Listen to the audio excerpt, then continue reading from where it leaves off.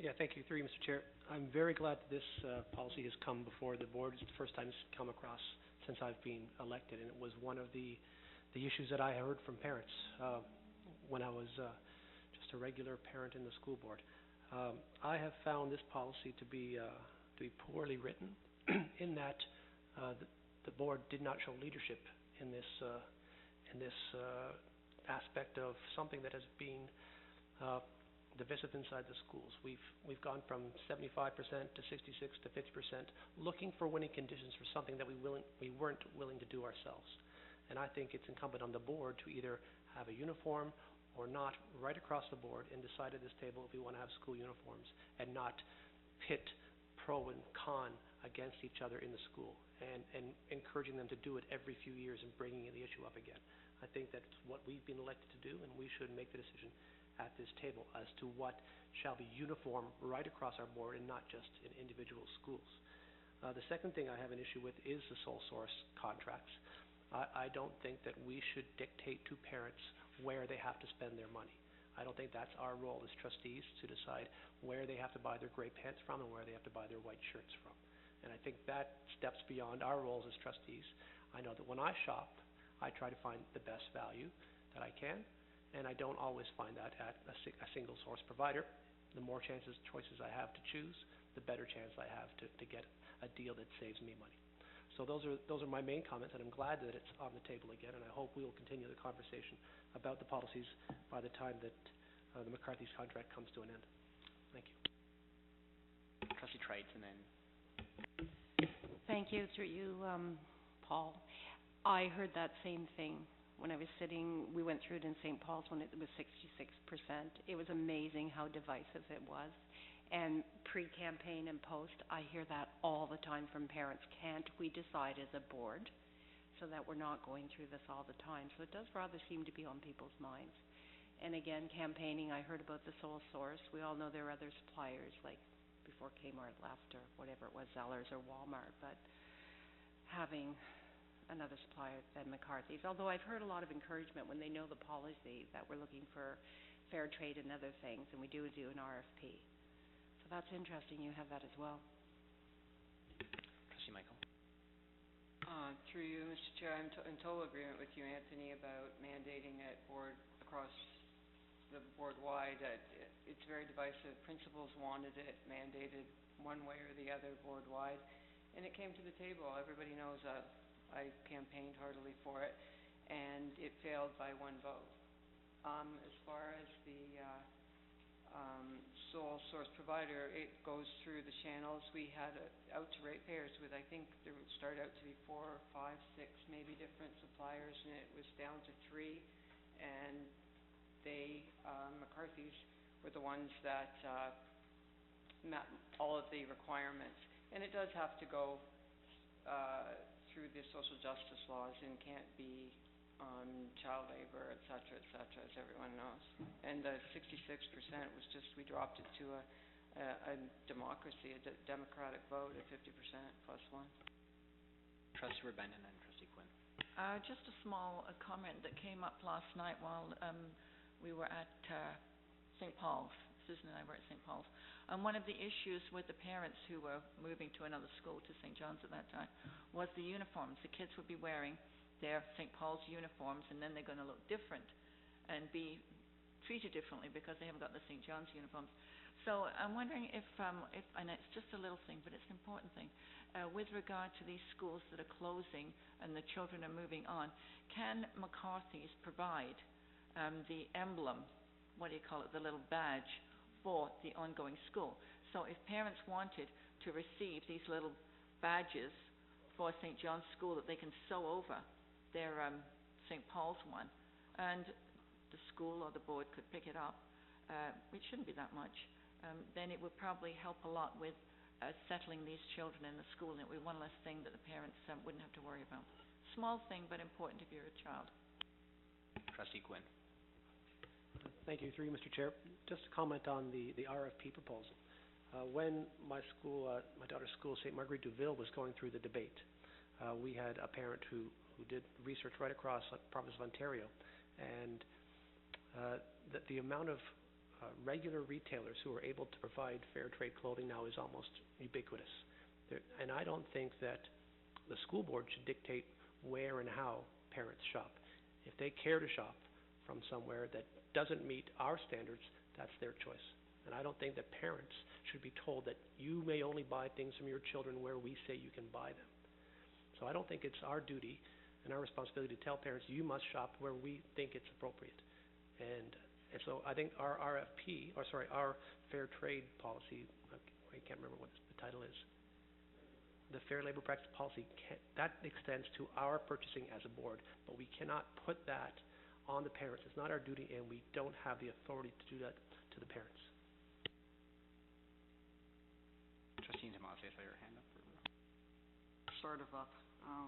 I've been through most of this, as you know, for all the committees and the this and the that. And you can, I mean, we've surveyed it, and it's always 50-50, and there's a whole history why we went from 75 to 66 down to 50 plus 1. And we did debate suppliers ad nauseum, and I believe the committee went over that fairly rigorously, as I understand it. The thing is, if you're going to go board-wide and say you're going to have a uniform and we're going to be recognizable in the community, then my personal feeling is that you have to dictate, if you want to use that word, where you're buying it, because I think if you're going to stay with your own policies, and if you're going to tell somebody that they have to have something, then you should be saying, and here's the place you should buy it, so that each school is identifiable. Otherwise, I know they've done it in Hamilton, they've done it in Niagara, and I've heard the arguments on the other side where, you know, the kids are going in and they're buying their stuff at Walmart, the stuff falls apart. I've heard that at least McCarthy's, the stuff doesn't fall apart. I've heard the arguments every which way, and I do agree we need to take a stand, but I think the reason we did decide it was school by school was simply because the community was saying, some other people were saying, why are you not letting us decide for ourselves as a community, because my community here in Oakville is different than your community over in Burlington, and the demographics are different, and what we can afford is different, notwithstanding McCarthy's will pick up the cost of uniforms that people can't decide. So it's going to be the will of the board, obviously, but we could debate this to death, so I don't really know where it's going to fall out. Trustee Michael? I just was going to comment to you, Trustee Quinn, through you, Paul. Do you think it's okay that we tell the high school parents where to buy the clothes, and not the elementary? No, I don't think we should have a sole source for any of the students in the board. Trustee Carbella? Thank you. Through you, Mr. Chair. So I just have a few comments. I just wanted to know, has any school that went ahead with uniforms, have they ever gone back after 3 years and had a revote and take away the uniform? Or are most people happy once it's in place? Through you, Mr. Chair. We have not had a school vote again. Many of our schools are now entering their third and fourth year, so they would have that opportunity. We do have one school in Oakville that is talking about possibly revoting. They have some people on council that would like to review it. They haven't decided whether they will. What they're doing is having an informal survey of all the stakeholders in that school. Parents, they're asking students themselves, and they're asking teachers of what they feel about the uniform, Our Lady of Peace. And so that will inform their Catholic School Council and the principal to decide whether they need to go forward and possibly revote or not. I can say that, and once again, there's lots of reasons why this might be the case, but in every situation that we've had a new school that has evolved from our current school, a current school with a uniform, the new school, when they do vote, have overwhelmingly voted in favor of the uniform. So whether it be St. Anne's that came from St. Elizabeth that was in uniform, I think their vote was over 80%. Whether it's any of the Milton schools that have come from uniform schools, their votes are always in the high 70s, 80s, and sometimes even 90%. So once again, there's lots of reasons. It could be that parents already own the bottoms and they feel that they've already invested in the uniform. It could be that they like the uniform. There's lots of reasons, and I'm not going to speculate on why, but the statistics do show that they are typically overwhelmingly in favor of to continue in the uniform. In going through the North Oakville Preserve School site consultation, some of the comments that we received were regarding the uniform, and we're hopeful that there would be a uniform from day one at the new school, considering St. Mary's and Our Lady of Peace, the two schools that are being affected, are both in uniform. So once again, that's anecdotal, but there is data showing that parents, once in uniform, like the uniform. Further comments, Trustee Carabella? Yes, thank you. So regarding the sole source supplier, I would prefer that parents have that option of choosing. And I have experience, and I know people that the school uses a provider called In-School Wear, and that the children get a little badge or patch to sew on. It's $2, and they can sew that onto their white shirts or their blue cardigans, and the pants are just dark blue that you can get anywhere, Old Navy or whatever you choose. But so that's my preference. I just, kids' clothing, I mean, quality is nice, but they grow so fast, you really only need it for 1 year, and they're out of those pants anyways. And a $30 white golf shirt versus a $5 or $10, they get dirty just as fast, and you're replacing them all the time anyways. But I do think that for secondary, there's value in that, little kids will just put on what their parents have for them, but as secondary, and then they'd be going out getting all sorts of variety. I think that there's some discussion for secondary school that they get a very uniform. Those are just some comments. What does that mean? Do you mean Well, then they sole could be, source, or do you well, still just mean blue bottoms, white top? No, that one I could see as being okay. You get it from McCarthy's or you get it from In-School Wear as a high school, so that all the girls have the same style of pant and all the boys, have the same style. Other comments? Well, this was a good discussion. I think it allows us to kind of think about everything that was mentioned. And if people would like us to, yes? I was going to ask if we could actually put that back on the schedule for maybe later on this term. Yep. And look forward to the RFP proposals that they'll be looking for, and perhaps coming to the end of the McCarthy's contract, what our board wants to do then. Fair enough. Just so I'm clear, timelines for that this year, is there a particular? Yeah. Through you, Mr. Chair, my plan is to bring the comments that we've received tonight to our policy working group, try and make some changes based on those conversations. I may suggest that when it comes to the uniform provider, I will provide you different versions, one with sole provider, language regarding sole provider in elementary and secondary, language sole provider only in secondary, and then language with no sole provider. So then that'll allow you some options when it's brought back to policy, if that's okay with the group. Because we need, if according to our current policy, we have a sole provider, and so we have to go through the RFP process right now as it stands. So this policy must be updated at some point before the summer in order for the process to continue, if that is the case. Well, and to be clear, we could start the RFP process and just cancel it partway through. I don't think that's necessarily fair to the companies that are bidding on it. So it's best if we get our ducks in a row before. But Sure. If we have a better idea in the spring, would that be appropriate? I have no idea.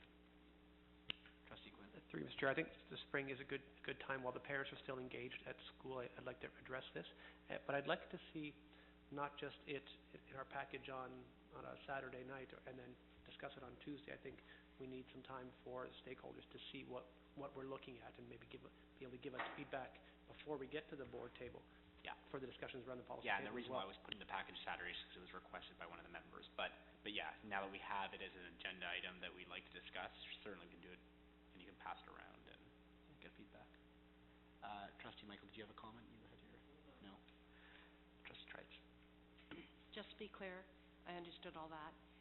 Have we decided as a board that we're not going to look at doing it from the board, another one of those votes where the board decides uniformed all across, or Nothing's been decided now. I think that we've basically identified different areas that we may want to have discussions on. I think that, frankly, the variety was a lot more than I thought would come out in this discussion. It harkens back to a lot of the discussions we had in 2010 and 2011, which is fine. So we'll put it on the schedule, make sure it's good, and you can bring it up at any time. Through you, Mr. Chair. Yes, if we're going to make some adjustments to this, we would probably send it out for stakeholder consultation, even though it's not a new policy. If it's changed significantly and you want input, then that would be the methodology for how we would do it, although it's not a new policy. Right, and we need to be careful about stakeholder input. Although I'm a big proponent of it, we need to be consistent with how we do it, so that we don't have, like, and maybe this is an excellent view, but I also think in this case, and if the policy committee would like to move forward on stakeholder input, we need to kind of decide as a group if we actually want to move down this line, or if we're just going to put it out there, have a lot of to get up hopes that there's going to be massive changes which we may or may not want, and then we actually make no change in the end, which I think would upset the community even more. I'm happy either way, considering it's important, but maybe it's part of the process of the discussions. I think at the very least we need to have one more discussion to see how we're going to discuss this policy, and if someone here actually has amendments to make to it. And I think then it goes through either the usual, or we do a sped up process where we can get the information out to the community more quickly. Yeah. Trustee Tomasi. Just a thought, through you, Mr. Chair. If we do decide that we are not going to go with a sole provider, and we say roll it out for September or so, and let's say we decide to go board wide, navy white, and they can buy a little whatever somewhere. We are still going to have families who this is going to put a financial burden on. So now, if you have a sole provider like McCarthy's and they're picking up the slack, so to speak, when we roll out something where it's a code versus a real uniform, we have to decide, I think, as a board, who's going to pick up the cost for those families that, let's say, McCarthy's would normally pick up. Right. I mean, I understand everybody goes out and does their, beginning of school shopping, but even still with that, not everybody is prepared to go out and buy their children, navy and white. That might not be in their wardrobe that they wear all the time. So, I mean, there has to be something that we'll have to address that way. We have Trustee Michael, you had your hand, and then Trustee Trites, and then Trustee Quinn. I have been asking for clarification, going back to stakeholders' input when there's a significant change made, but it's already a policy. It's not consistent with what we just did. The oath was a policy. It's just so, and we didn't put it out for stakeholders' input, and if it's in the Education Act, it's significant if they talk about it, but it wasn't significant enough to put out for stakeholders' input, but this is, and I need clarification on that. Sure, Trustee Quinn. Through you, Mr. Chair, I think, Jane, that this is a topic that comes out of parents' pockets, and that's why I think this is something that would come out of the parents' pockets, and that's why I think we would want a little bit more consultation than something that is the school morning exercises versus how much we're going to expect parents to pay for their children to attend the schools through uniform policy. Through you, I understand, but I'm just saying that it's not consistent with our usual process. Trustee Trites and then Trustee Rabenda. Trustee Rabenda. Sorry. Just continuing on from where Jane is here, maybe we do need to send issues that are of relative importance, even if it is an amendment. Maybe they do need to go out to families. Maybe we need to amend that portion of the rules for amending policies. And that way we would be consistent. And with the one that's just passed, if it's an issue, maybe we bring it back and put it back through that process. Right. So this is not germane to the topic at hand. I think it's a good comment, and I think we need to recognize it. But I think if the director would like to bring forward suggestions, or any trustee would like to bring suggestions forward as to making changes to how we have public consultation, we can do it at the next policy meeting. No problem. But it's just the discussion right now is on a completely different issue. That's all. But I think that's that. Then I can still ask for clarification of why some this would go through and why others don't. It's not just for money out of the pocket. Right. And that's open for debate, and plenty of trustees have comment on it. So I don't think it is open for debate if it's set in like in the policy. So what you're suggesting is that the It's a significant change. Yeah. And it's supposed to go up for stakeholders' input. I'm just being hypothetical here. Right. But why are some things put out and some not? And who decides what's significant and what isn't? Right, and so that's what I just brought up with the director. Said that's not our practice. So what you suggested was not our practice. So therefore, we shouldn't just be changing the rules as we go ahead. So it hasn't been our practice. It isn't our practice now, so it shouldn't happen for this, I believe, is what we're suggesting. And comments have come forward that it maybe is a good suggestion going forward. So the comment was that I made actually right after the director commented was that it doesn't make it, we need to be consistent with the policy we have in place when it comes to stakeholder. I think we're all on the same page, is what I'm saying. Trustee Rubenda. Can we put this one on hold until we've done that review of that particular issue? Because this is significant enough to go out, but I appreciate that it's not consistent with practices or our rules so far. Right. So could we put this uniform issue on hold until we've decided whether or not we're going to amend the policy to amend policies? Trustee Quinn. Through you, Mr. Chair, I'd prefer not to do that. I think this is a pressing issue, and it is time sensitive. My only ask of Camilo was that it not be something that comes out in the package and then we make decisions at the policy committee in 4 days. So if what he was thinking about presenting was available to us to digest, to share with those parents who have contacted us about this, say, this is what is coming down the pipe. Not a full consultation process that perhaps Diane was considering, but just more than a 5-day window for this to be in the public realm. That's all. Sure. And I would just want one comment on Trustee Rubenda's suggestion that we hold off. I don't see why we can't look at both these policies. It's 7:53 and we're done the entire agenda. So, yep, go ahead.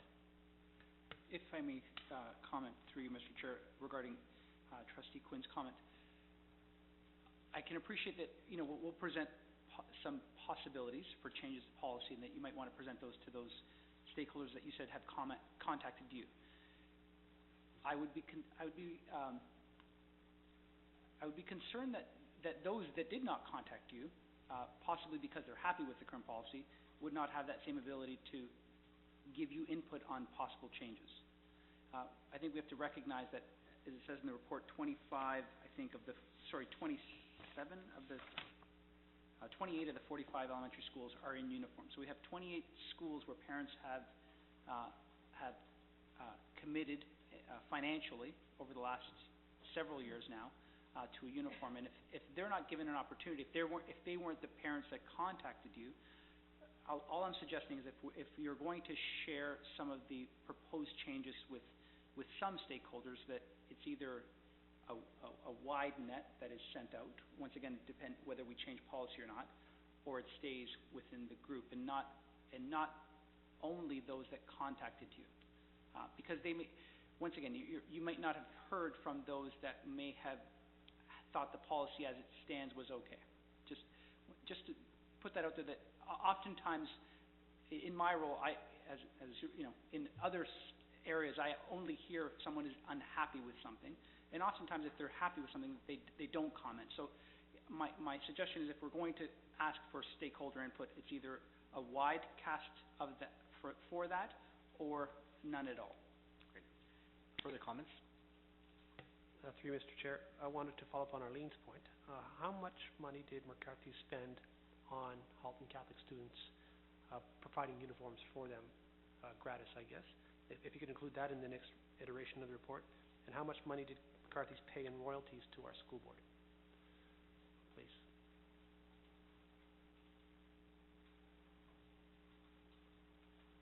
Trustee Through you, Mr. Chair, they do pay back to our secondary schools.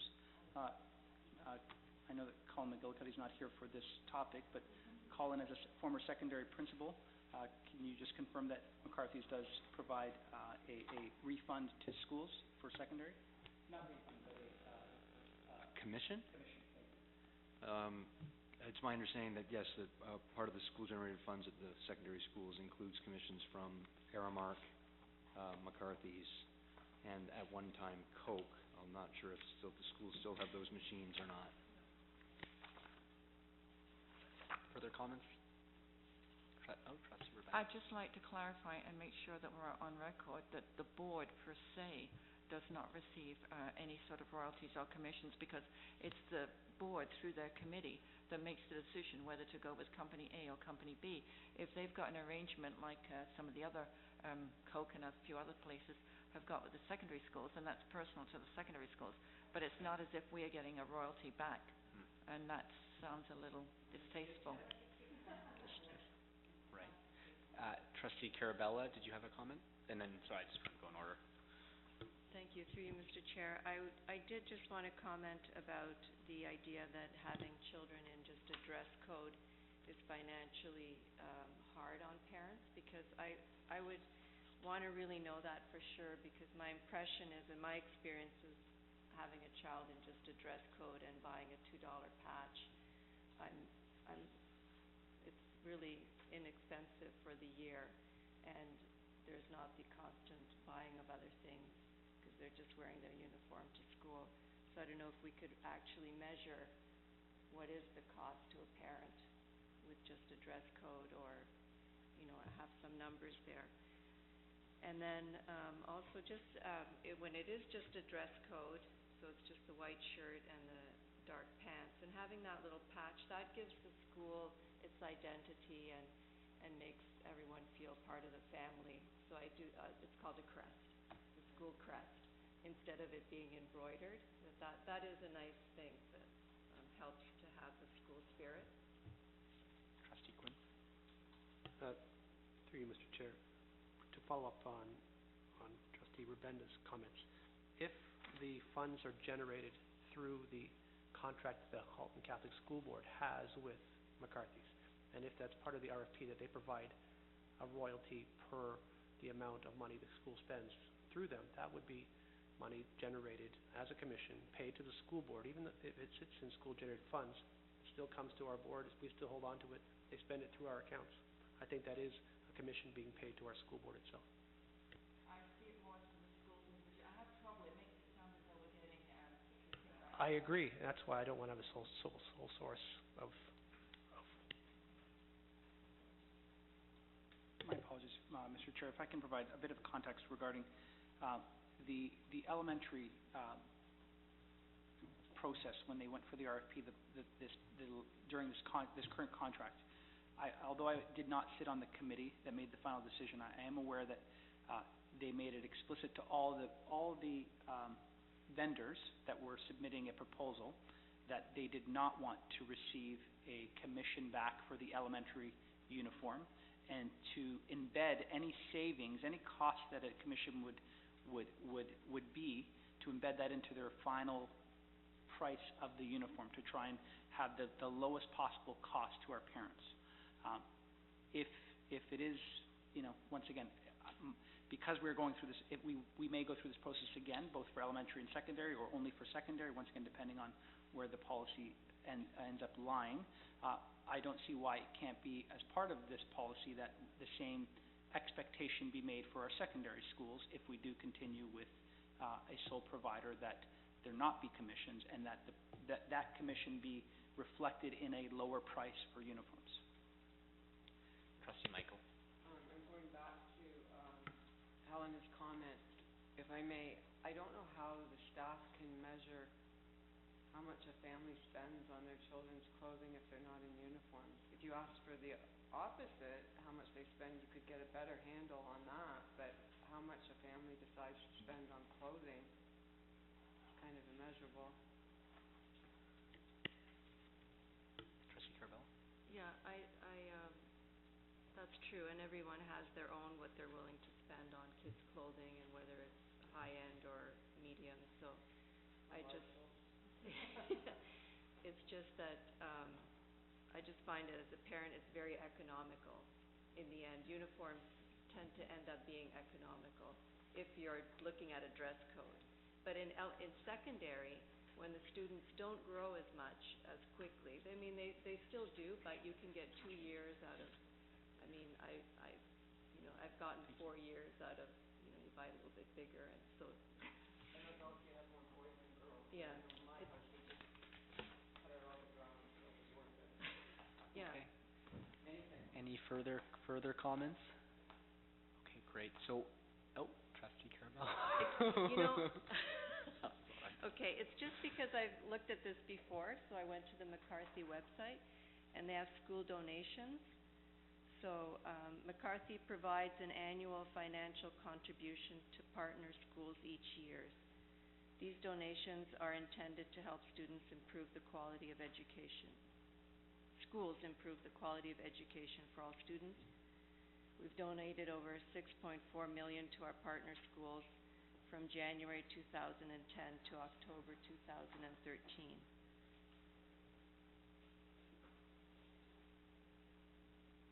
Anyway. So, there's a couple items that come out of this. First, I think we would like something to come back to the policy committee. Well, there's 2 items. Options for the policy committee to address, I think, is the way we should put this.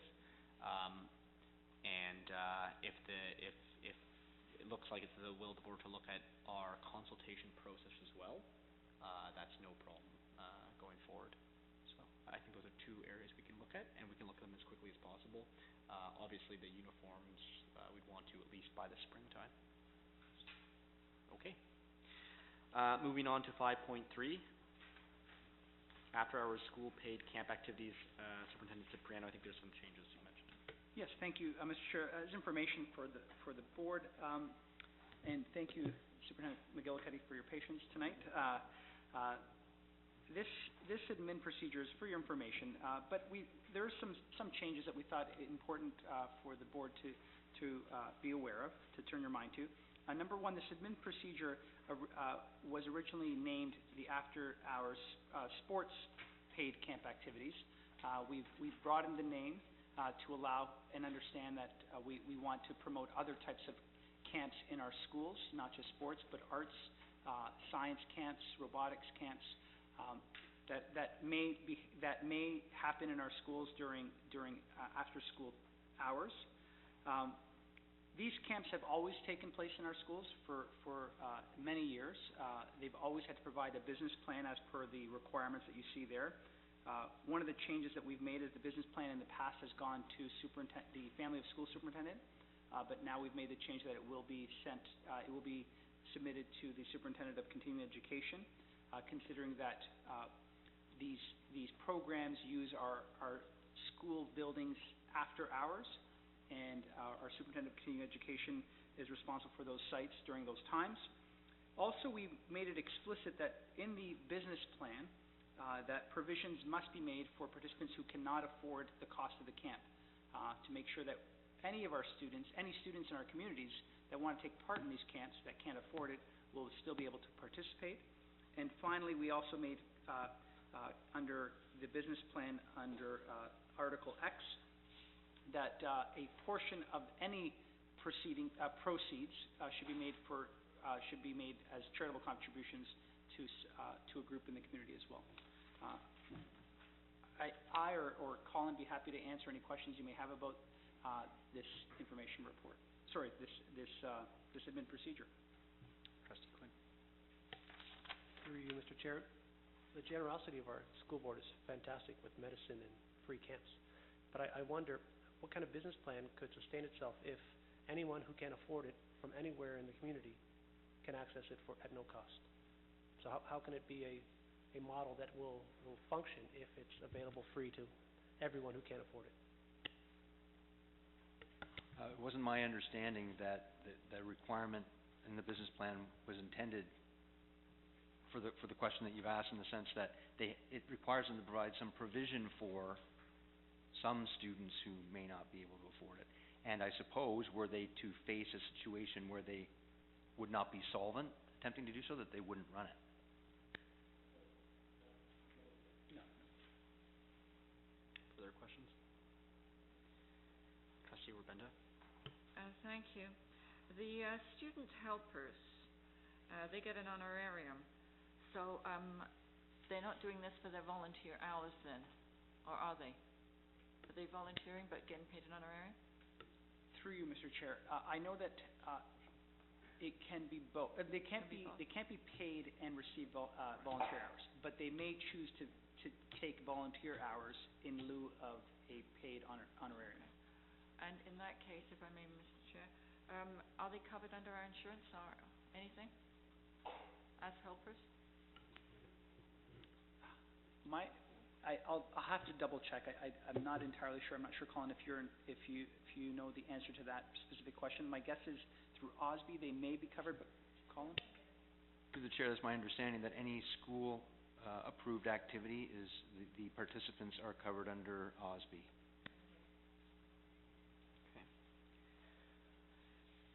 Okay. Seeing no further comments on that one. Oh, Trustee Carabella. It just caught my attention here about how to pay for it, because it might be not just checks now, but through school day as well. For paying for these things, is it paid through checks or through the school day not the school day, what's the cashless system, or what's your system called? Through you, Mr. Chairman, are you asking if they can pay through school cash online? I don't believe any of our programs are set up for school cash online because at the moment, I'm certain that in the future that we might be able to set up for schools to pay through that. But right now, we encourage checks, not cash, for transparency and for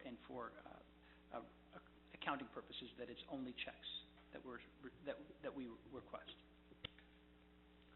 Trustee Trites and then Trustee Quinn. I just want to add a little something that might help you, Trustee Quinn, about free medicine. Or my understanding in the schools is that families have to make themselves known to the principal. Happens very rarely because it's not something that some people want to do. So there's not a big chance to take advantage. It happens in very low numbers, but that's my understanding, which makes sense. So just a little background how that does work, which I think is a good thing. Would you have a comment? Thanks, Susan. Through you, Mr. Chair, how many of these camps do we see on an annual basis, roughly, historically, please? Through the chair, typically a school wouldn't run more than one or two during a year. So some of them would run them at March break or in the summer, or there've been some models where it's like 2 nights a week over the course of the semester. But in my experience as a secondary principal, you typically didn't have more than 1 or 2 staff groups. That's really where this emanates from, their expertise and their willingness to spend the time to do this, have asked to do so. We are open to operating as many as the goodwill and the capacity of our facilities and our staff would be prepared to offer, and that the community would take them up on. Trustee Michael? Okay. No correspondence that's to our committee. We'll discuss it informally in camera. There's nothing new business. There's no motion to excuse. What do you have? I'm sorry. If I could just ask for your indulgence about the Tuesday, March 8th policy I was- committee I meeting. was gonna bring that up Oh, afterwards, yeah. Sorry. Okay, so, but you're on anyway, because you were going to be I doing, am. so we'll have a motion to adjourn, I and then am. you're gonna be doing the closing prayer. Yes, you just put this on me. If, Okay, moved by trustee okay. Quinn, no, seconded by trustee Danko. All in favor? Okay, none opposed. all right, if you can join me in the sign of our faith, please, in the name of the Father, the Son, and the Holy Spirit, amen. Blessed are you, Lord God of all creation, for it is from your goodness that we have this day to celebrate on the threshold of the season of Lent. Tomorrow we fast and abstain. Today we feast. We thank you for the abundance of gifts you shower upon us. We thank you especially for one another. As we give you thanks, we are mindful of those who have so much less than we do. As we share these wonderful gifts together, we commit ourselves to greater generosity towards those who need our support. As our feasting fills us with gratitude, so may our fasting and abstinence hollow out in us a place for deeper desires and an attentiveness to hear the cry of the poor. May our self-denial turn our hearts to you and give us a new freedom for generous service to others. We ask you these graces with our hearts full of delight and stirring with readiness for the journey ahead. We ask them with confidence in the name of Jesus the Lord. Amen. Amen.